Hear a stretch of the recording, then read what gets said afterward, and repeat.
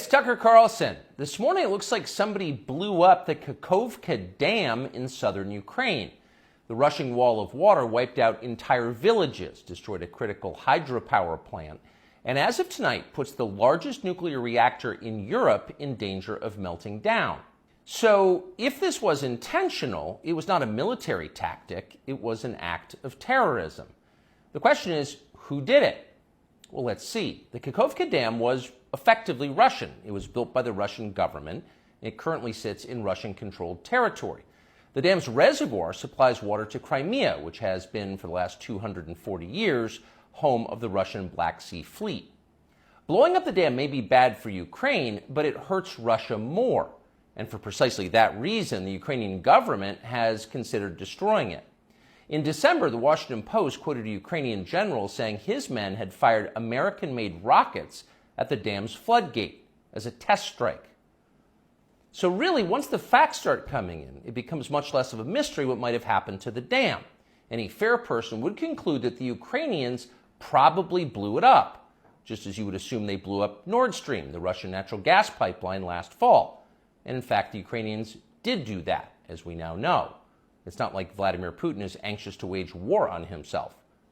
Oh, but that's where you're wrong, Mr. and Mrs. Cable News consumer. Vladimir Putin is exactly that sort of man, the sort of man who'd shoot himself to death in order to annoy you. We know this from the American media, which wasted no time this morning in accusing the Russians of sabotaging their own infrastructure. Bill Kristol, the man who once told us that Saddam Hussein was responsible for 9/11, immediately denounced Putin as a war criminal and even more savagely compared him to Donald Trump. The rest of the pundit class made similar, clearly coordinated noises. Putin did it! Putin did it! And their reasoning was simple. Putin is evil, and evil people do evil things purely for the dark joy of being evil.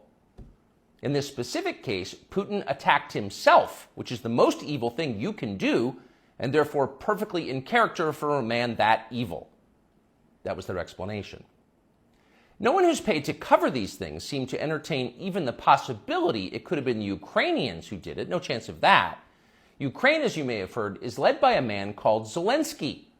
And we can say for a dead certain fact that he was not involved. He couldn't have been. Zelensky is too decent for terrorism. Now, you see him on television, and it's true you might form a different impression.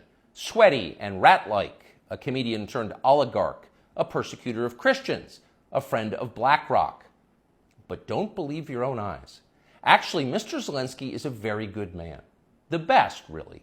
As George W. Bush once noted, he is our generation's Winston Churchill. Of all the people in the world, our shifty, dead-eyed Ukrainian friend in the tracksuit is uniquely incapable of blowing up a dam. He's literally a living saint, a man in whom there is no sin.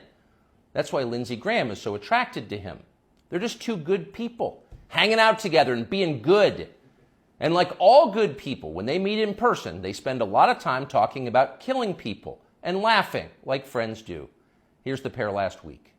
Free or die. Free or die. Now you are free. Yes. And we will be. And the Russians are dying. It's the best money we've ever spent. Thank you so much. No, it's... The Russians are dying. It's the best money we've ever spent, Graham says. A smile spreads across his thin, quivering lips as he forms the words. He looks like a starving man contemplating a breakfast buffet. The aroma of death has aroused Lindsey Graham. Thanks so much, replies Zelensky. He feels the same way. See, there's nothing dark here. Just two middle-aged guys celebrating the killing of a population. They don't seem like the kind of people who'd enjoy flooding villages or starting a famine. And in any case, who cares if they are? It's really not your business. Your job is to support Ukraine. Watch Nikki Haley, a Republican candidate for president, explain this principle on CNN. A win for Ukraine is a win for all of us. And for them to sit there and say that this is a territorial dispute, that's just not the case. To say that we should stay neutral, it is in the best interest of America. It's in the best interest of our national security for Ukraine to win. We have to see this through. We have to finish it. See?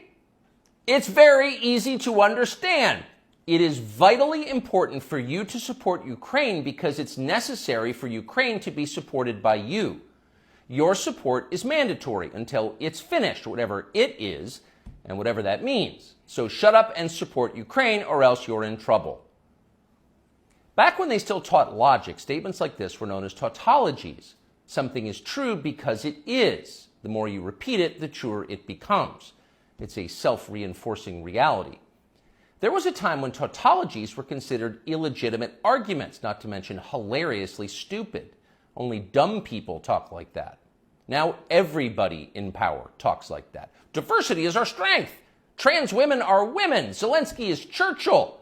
It's all self-evidently true. Doesn't need an explanation, and don't ask questions. Sound familiar? Of course it does. That's the pap they're serving us day after day in steaming, lumpy portions.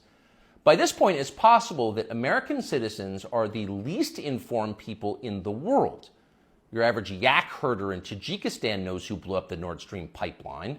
It's obvious. Does he think some skinny dude in a dress is actually a girl? Come on.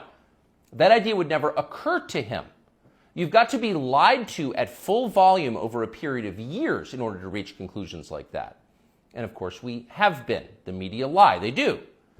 But mostly they just ignore the stories that matter. What's happened to the hundreds of billions of US dollars we've sent to Ukraine? No clue. Who organized those BLM riots 3 years ago? No one's gotten to the bottom of that. What exactly happened on 9/11? Well, it's still classified. How did Jeffrey Epstein make all that money? How did he die? How about JFK? And so endlessly on. Not only are the media not interested in any of this, they are actively hostile to anybody who is. In journalism, curiosity is the gravest crime. Yesterday, for example, a former Air Force officer who worked for years in military intelligence came forward as a whistleblower to reveal that the U.S. government has physical evidence of crashed non-human-made aircraft, as well as the bodies of the pilots who flew those aircraft. The Pentagon has spent decades studying these otherworldly remains in order to build more technologically advanced weapons systems. Okay, that's what the former intel officer revealed, and it was clear he was telling the truth. In other words, UFOs are actually real, and apparently so is extraterrestrial life. Now we know. In a normal country, this news would qualify as a bombshell, the story of the millennium. But in our country, it doesn't. The whistleblower's account ran on a technology website called The Debrief, which you've probably never heard of. The Washington Post had that story, but decided not to run it. The New York Times, meanwhile, just pretended it never happened. On the front page of the New York Times website this morning, there were 5 stories about Ukraine, as well as 4 stories apiece about Donald Trump, trans people, and climate change, the usual lineup. There was nothing at all about how an alien species is flying hypersonic aircraft over our cities. Not one word. So if you're wondering why our country seems so dysfunctional, this is a big part of the reason. Nobody knows what's happening.